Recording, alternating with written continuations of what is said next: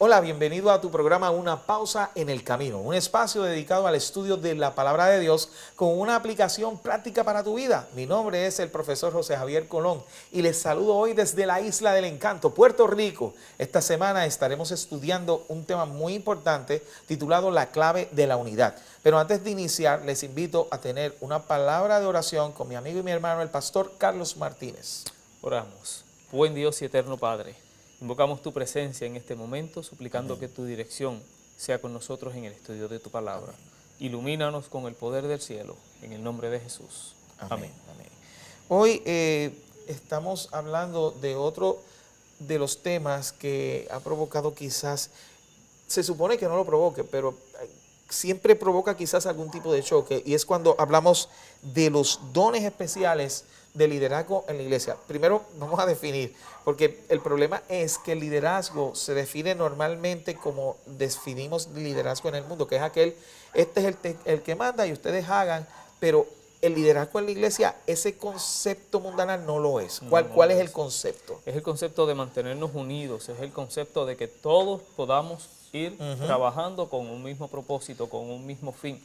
Todos tenemos dones, todos somos llamados a utilizar nuestros dones para la gloria y la honra de nuestro Dios. ¿Cuántos dones, por ejemplo, en Efesios 4:11 y 12, se habla de dones de liderazgo, ¿no? Y, correcto. por ejemplo, habla de, unos son apóstoles, otros son profetas, evangelistas, pastores, doctores, y todos hacen una obra para el ministerio. ¿Cómo mezclamos a toda esa gente en un solo sitio y que estemos todos de acuerdo? Exactamente. Todo esto lo que hace es enriquecer la obra, José Javier y amigo que nos ve, porque realmente todos estos dones, preguntas cómo los mezclamos, cómo los trabajamos y no chocamos, todos estos dones lo que hacen es darle esa fortaleza al ministerio al cual Dios nos ha llamado. El don del canto, el don de la predicación, el don del servicio público, todos estos dones lo que hacen es llevar el evangelio a distintos lugares donde tal vez no podemos llegar con un solo don.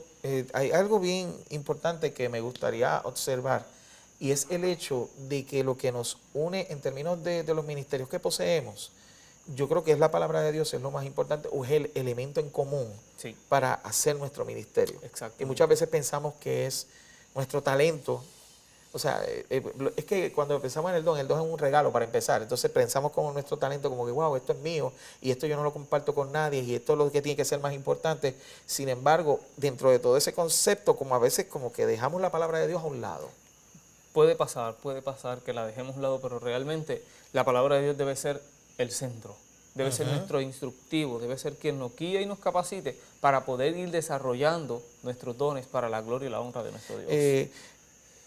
Algo bien interesante es que pudiéramos pensar que Pablo introduce un concepto totalmente nuevo al introducir el concepto de los dones y el trabajo en equipo.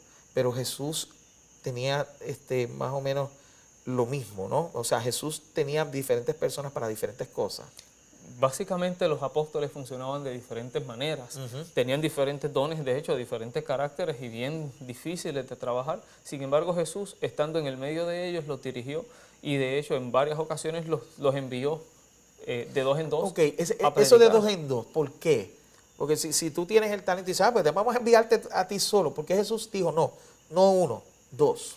De hecho, cuando son dos en dos, básicamente es mucho mejor.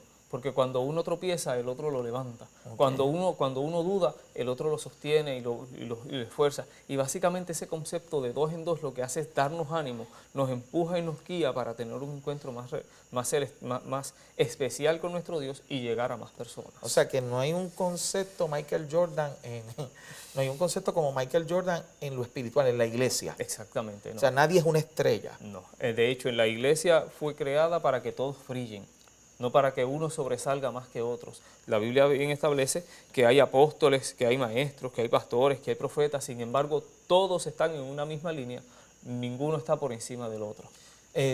Cuando hablamos que ninguno está por encima del otro, para aquella persona quizás que tiene un preconcepto de lo que es cualquier iglesia, no, en la iglesia adventista, por ejemplo, el hecho de que usted sea pastor no significa que usted sea más que otra persona o que sea un dirigente suyo, ¿verdad?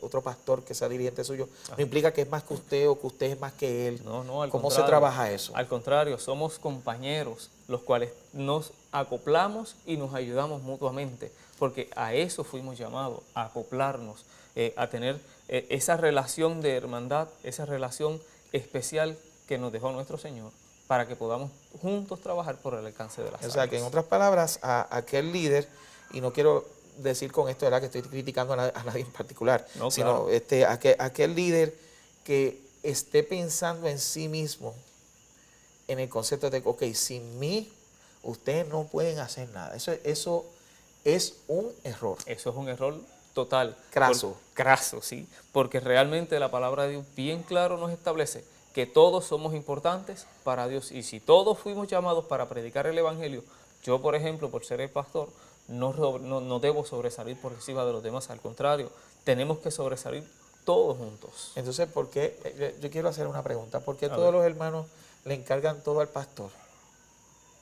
La verdad es que no tengo respuesta para ella, pero es algo que es difícil. Porque se supone que eso no sucede. O sea, cuando usted es pastor de la iglesia y usted lo que hace es precisamente administrar los dones de cada uno para que funcionen.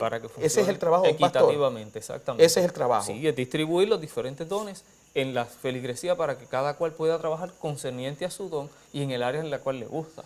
Pero a su vez que puedan traer almas para Jesús, que puedan llegar a otros y se pueda unificar más el pueblo de Dios. Pues entonces eso significa que hay alguien allá quizás que nos está viendo que ha malentendido cómo se trabaja en la iglesia.